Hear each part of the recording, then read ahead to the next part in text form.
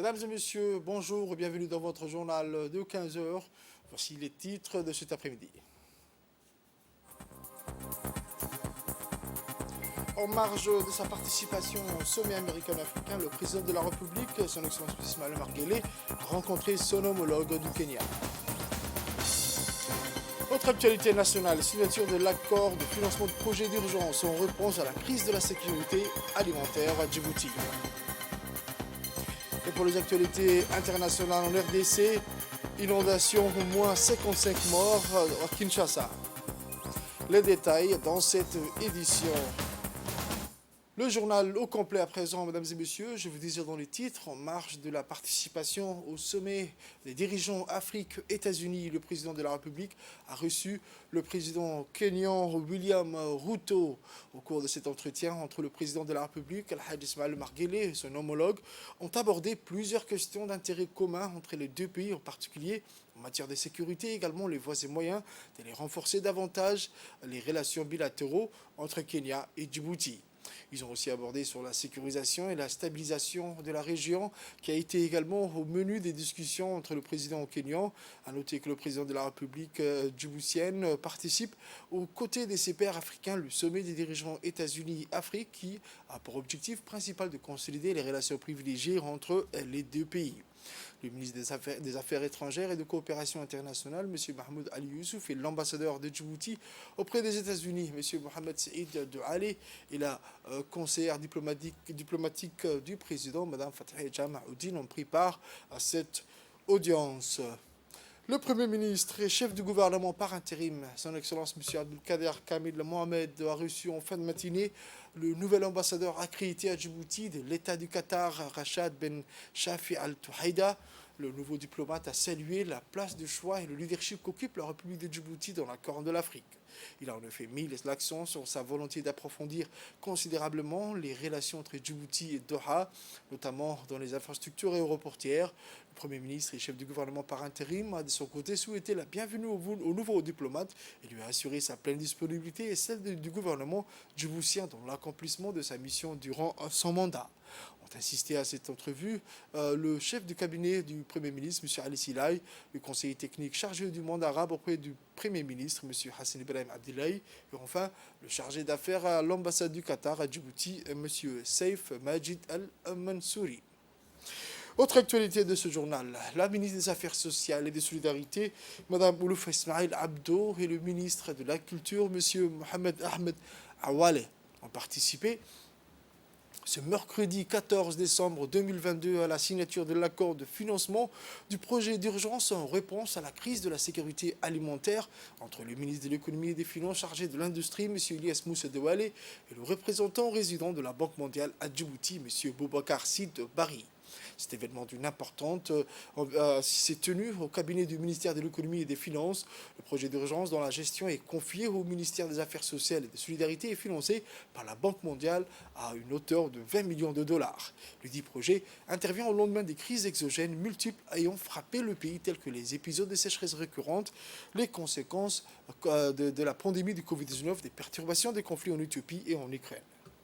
Comme l'a souligné Madame la ministre, ce don va aider Djibouti à mettre en place un stock de sécurité alimentaire, à mettre en place un système d'alerte pour faire face aux crises et puis venir en aide aux populations rurales qui sont impactées par l'insécurité alimentaire. Donc ce don vient en complément d'un don déjà de 30 millions que la banque a accordé à Djibouti.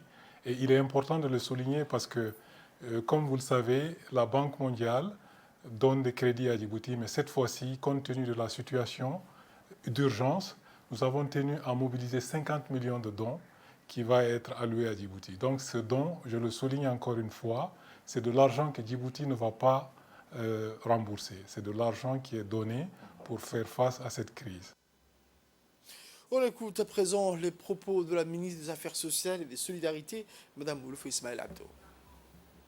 Au cabinet du ministre de l'économie et des finances, en présence justement du représentant de la Banque mondiale à Djibouti, et également avec mon collègue du ministère de l'Agriculture, M. Mohamed Awale, pour justement signer la convention d'accord de don de 50 millions de dollars qui sera gérée par le ministère des Affaires sociales et de la Solidarité va venir justement aider doublement la population djiboutienne les plus vulnérables et les plus impactées. D'une part, dans le volet protection sociale, il y aura donc des transferts monétaires, mais également des transferts en vivres pour le milieu le plus reculé de la République de Djibouti.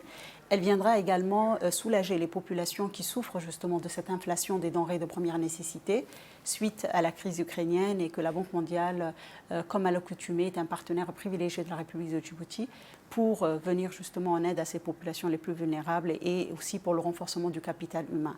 L'enveloppe que nous venons de signer de 20 millions de dollars va venir justement soulager également les populations qui ont souffert de la sécheresse récurrente en République de Djibouti.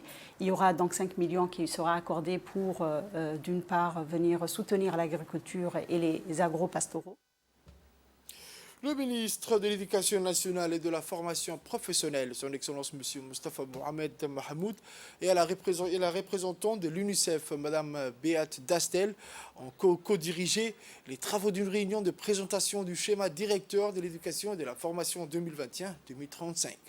L'ensemble des membres du groupe local des partenaires de l'éducation a pris part à cette rencontre destinée à l'endossement du schéma directeur de l'éducation et de la formation pour la période 2021-2035. Il faut dire que le schéma directeur de l'éducation et de la formation est bâti autour de plusieurs axes d'orientation, à savoir la consolidation de l'accès et de l'équité avec en ligne de mire la scolarisation universelle à Djibouti à l'horizon 2025, la qualité de l'offre éducative à tous les niveaux, de la petite enfance au supérieur, une gouvernance du secteur concerté, fondée sur des données factuelles et fiables, mais aussi sur un cadre de résultats clairement défini et sur des évaluations régulières à tous les niveaux. À l'issue des échanges, les membres du groupe local des partenaires de l'éducation, les ministères partenaires, mais aussi les organisations de la société civile et les associations des parents d'élèves ont endossé par la signature du schéma directeur de l'éducation et de la formation 2021-2035.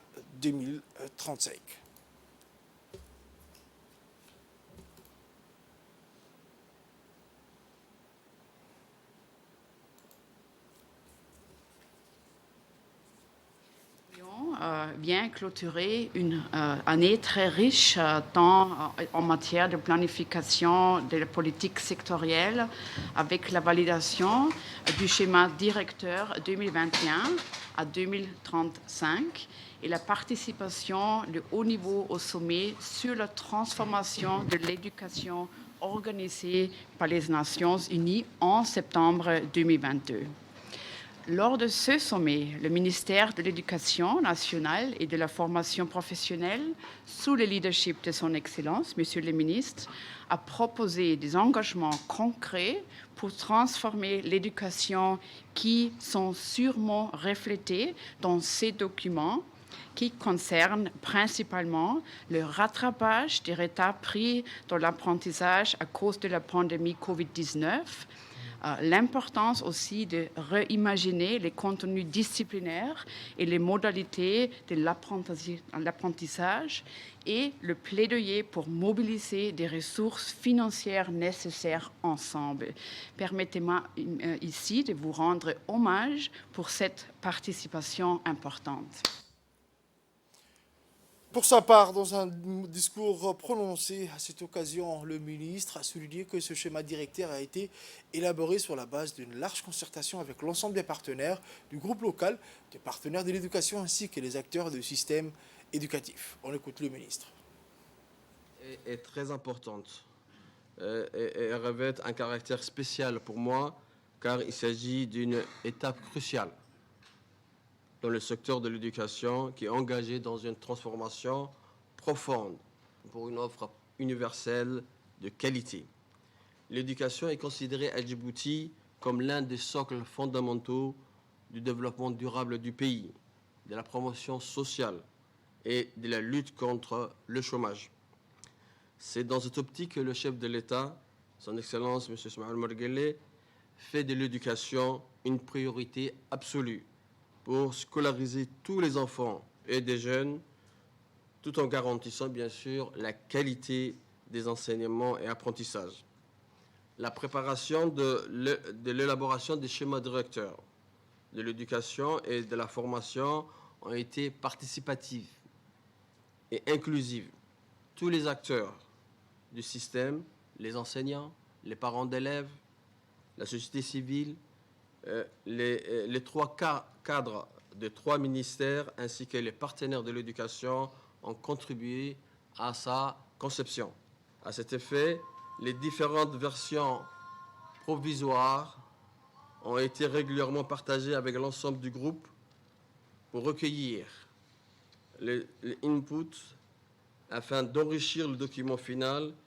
J'ai saisi cette opportunité pour remercier tous les membres du groupe local des partenaires de l'éducation au niveau technique qui ont apporté leur riche expérience pour faire de ce schéma directeur un document stratégique, complet, qui apporte des réponses complexes et multidimensionnelles aux défis du secteur de l'éducation, car ce dernier est un système qui fonctionne comme un tout et non pas de manière isolée. Autre actualité de cette édition, ce mercredi 14 décembre 2022, l'école de perfectionnement à la pratique de la police judiciaire située à PK23 a abrité une cérémonie de clôture de 2 stages internationaux, notamment celui du technicien identification criminelle et celui du directeur d'enquête. Ces stages ont commencé respectivement le 23 octobre 2022 pour l'éthique et le 13 novembre 2022 pour la promotion du directeur d'enquête, présidé par le procureur général de la République, en l'occurrence M. Jama Suleiman Ali. L'événement a vu en outre le colonel Zakaria Hassan Aden, chef d'état-major de la gendarmerie nationale, la participation de l'ambassadrice de France, le préfet d'Arta, le président du conseil régional d'Arta, la représentante de l'UNFD, les généraux du bureau d'inspection générale de la gendarmerie française, le commandant de la garde-côte djiboutienne, le représentant du directeur général de la police nationale et plusieurs officiers supérieurs de la gendarmerie nationale. Le chef d'état-major de la gendarmerie nationale a convié les personnalités présentes à un déjeuner officiel au sein du centre de conférence Roche Roble ID. La remise des cadeaux au profit des stagiaires et la traditionnelle photo de famille ont clôturé cet bel événement. Pour les interventions, M. Abdelaziz Abdurrahman Issa, président de la promotion d'éthique, a lui aussi remercié le CEMGN ainsi que l'ensemble des cadres de l'IB 3PG pour tout l'effort fourni quant à la réussite du stage. On écoute son intervention. Marque la cérémonie de fin de stage qui s'est tenue du 23 au 15 décembre 2022, soit 8 semaines dans cette prestigieuse école.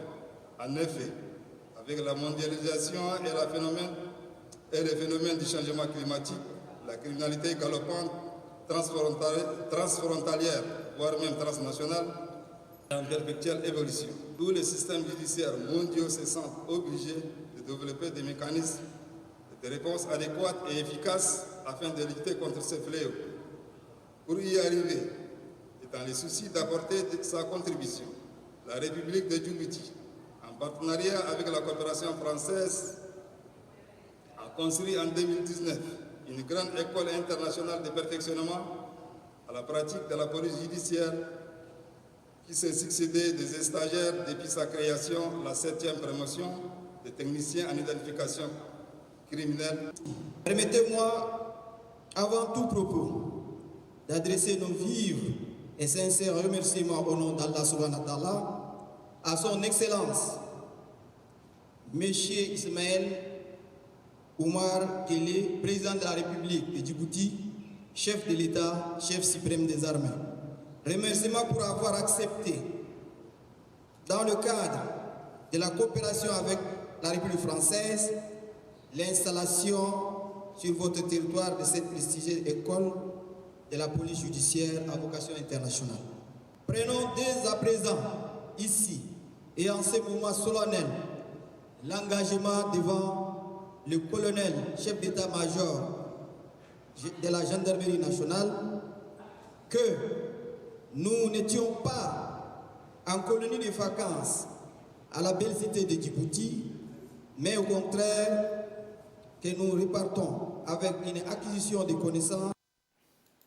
Pour sa part, le lieutenant-colonel Hussein Mohamed Khayat s'est réjoui du déroulement du stage et de l'importance des formations dispensées dans cette école de référence.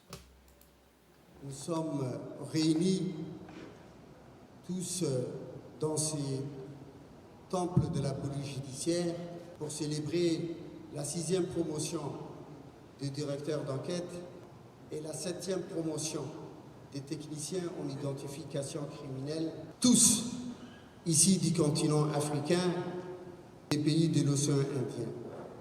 En tout, ici, nous avons 15 pays représentés. Pour la première fois, le Rwanda ici présent, que nous accueillons chaleureusement. Ces deux promotions de domaines différents ne sont pas au hasard côte à côte, mais je dirais plutôt que les techniciens en identification criminelle apportent leur soutien scientifique. Je voudrais ici placer, au nom du chef d'état-major de la gendarmerie nationale, le colonel Zakaria Hassan Aden, plusieurs remerciements. Dans un premier temps, je souhaite remercier la vision politique du chef de l'État, son Excellence, Monsieur le Président Ismaël Omar Guelleh, qui a bien voulu rapprocher les nations africaines et ceux de l'océan Indien dans le fort de lutte contre toutes ces menaces qui empêchent les États africains à se développer et à assurer leur sécurité. À travers sa décision de créer et d'implanter cette école internationale ici à Djibouti et au PK23. J'exprime également notre reconnaissance à M.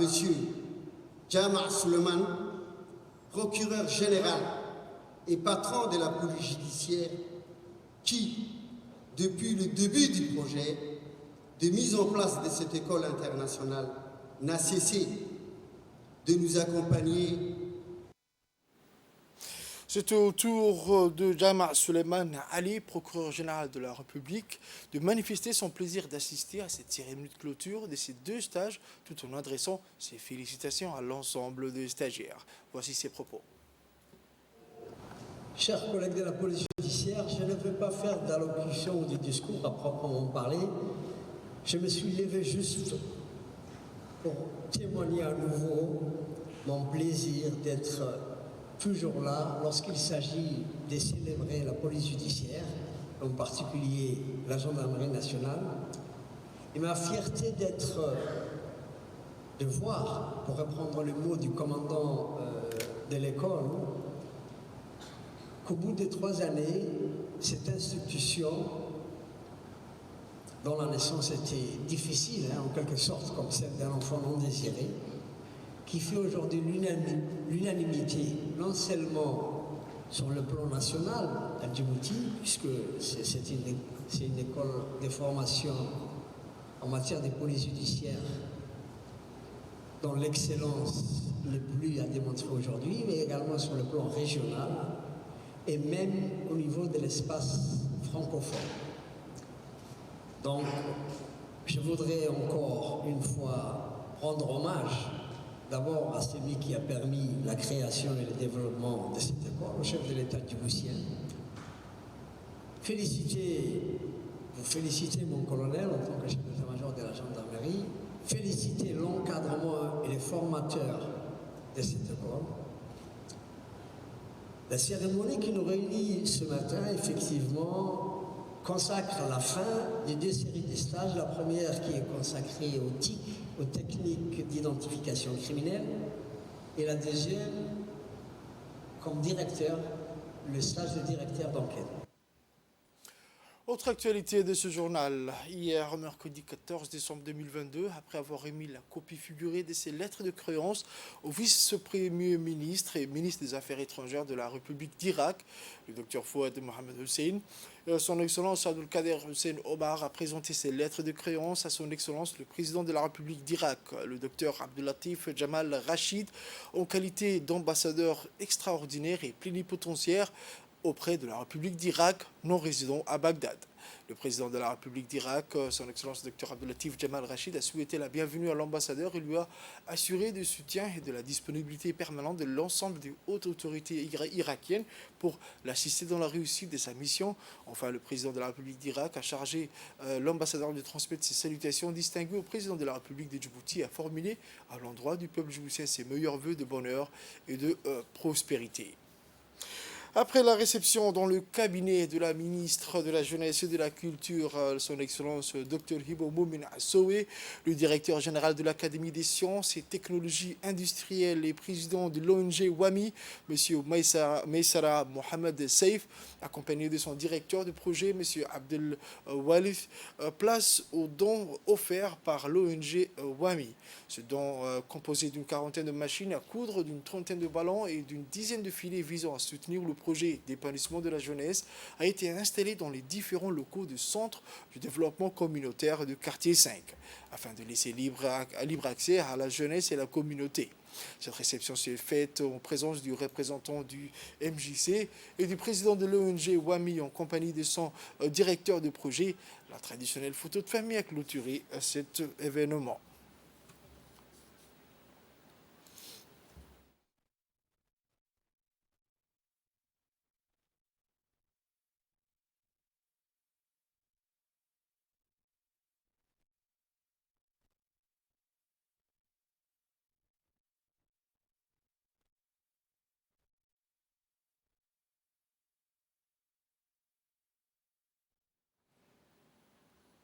Sport à présent, hier, la demi-finale de la Coupe du Monde 2022 au Qatar qui avait opposé l'équipe de Maroc contre l'équipe de France s'est achevée par une victoire décisive de l'équipe de l'entraîneur de Didier Deschamps, les Bleus de France, qui a remporté leur demi-finale contre le Maroc 2-0 pour rejoindre l'Argentine.